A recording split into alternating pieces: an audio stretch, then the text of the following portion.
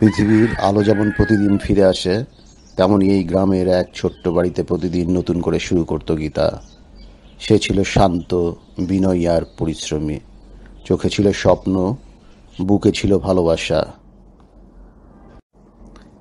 গায়ের রং ছিল তার চাপা, চুল ছিল পাতলা, কিন্তু মনটা ছিল একদম সোনার মতো।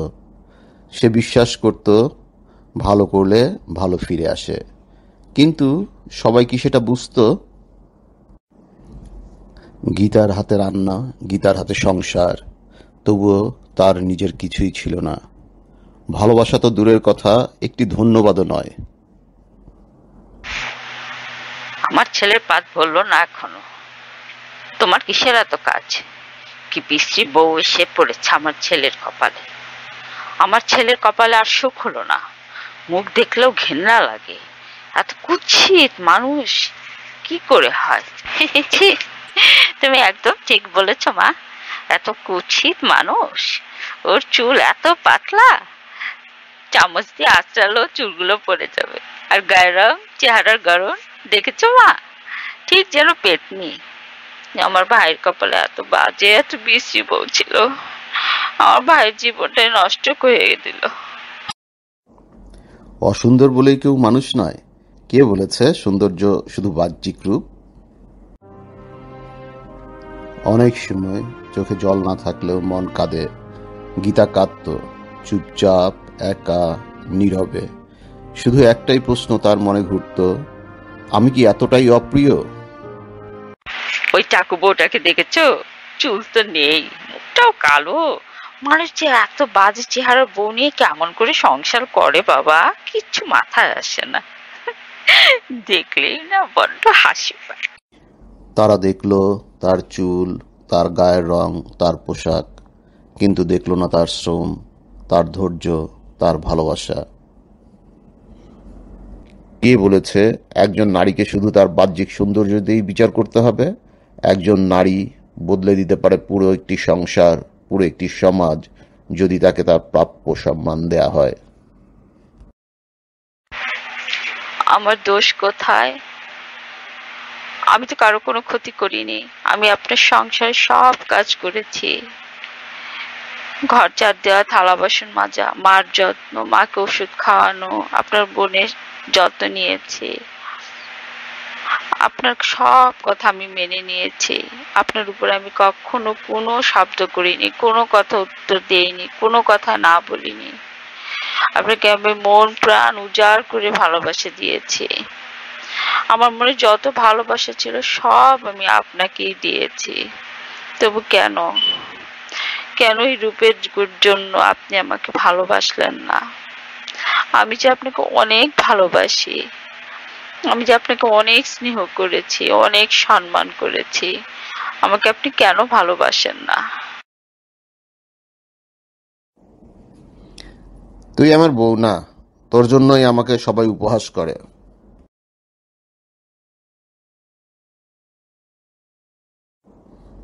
তারা ছিঁড়েছিল শুধু চুল নয়, ছিঁড়ে দিয়েছিল সম্মান, ভালোবাসা এবং একজন নারীর বিশ্বাস। কিন্তু তারা জানতো না, মাটি চাপা না দিলে ফসল গজায় না। গীতার মধ্যে তখনই জন্ম নিচ্ছিল এক নবজীবনের বীজ। জঙ্গল তার কাছে ছিল এক আশ্রয়, এক শূন্যতা, যেখানে কেউ অপমান করতো না, কেউ হেসে তাকাতো না। সে হাঁটছিল নিজের জীবনের সবচেয়ে অন্ধকার পথ বেয়ে।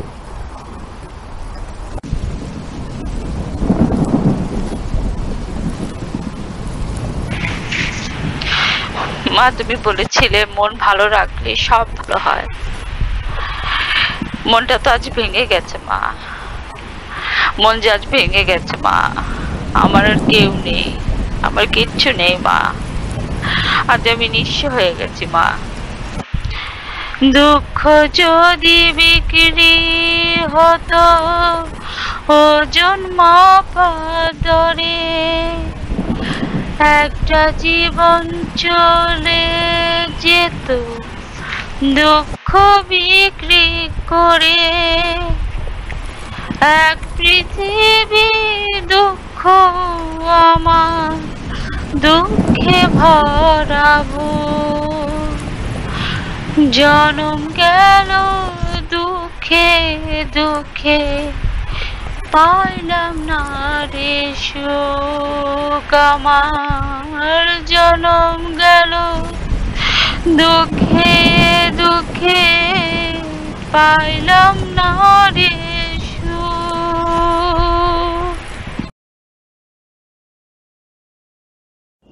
মা, দুঃখ তোমায় ভেঙে দিচ্ছে না গড়ে তুলছে, সেটাই পার্থক্য করে জীবনে। প্রকৃতির মাঝে এক অলৌকিক সাধুর কথায় গীতার জীবন নতুন মোড় নিল।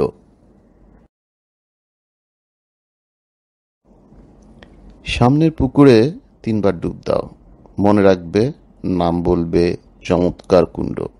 তুমি যেমন ধৈর্য রেখেছ তার পুরস্কার তোমায় দিতেই হবে।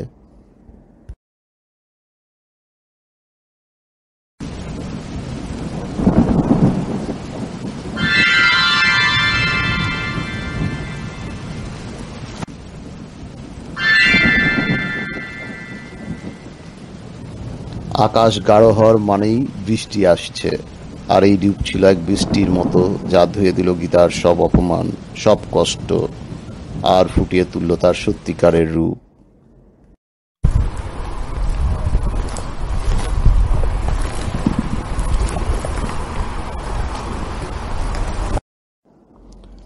কে তুমি?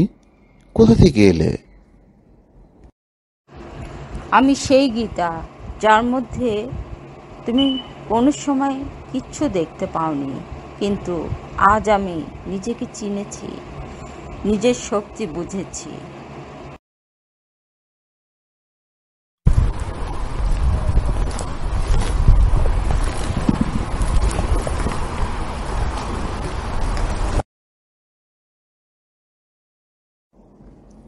সামনের পুকুরে 3 বার ডুব দাও, মনে রাখবে নাম বলবে চমৎকার কুণ্ড। শক্তি বুঝেছি, আমি ওর চেয়েও সুন্দর হব। আমি 4 বার ডুব দেব। লোভে পড়লে মানুষ অন্ধ হয়। সে দেখল না সাধুর কথা অমান্য করে সে নিজের ধ্বংস ডেকে আনছে। টাকু বউ হারিয়েছিল চুল, রং, সম্মান, কিন্তু হারায়নি আত্মবিশ্বাস। আর এই বিশ্বাসই তাকে গড়েছে। এই গল্প শুধু একটি মেয়ের নয়, এটি হাজারো গীতার গল্প, যারা আজও অপমান সহ্য করছে, কিন্তু একদিন তারা জ্বলবে ঠিক সূর্যের মতো। আমার রূপ নয়, আমার মন বলছে আমি সুন্দর, আমি শক্তিশালী, আমি গীতা।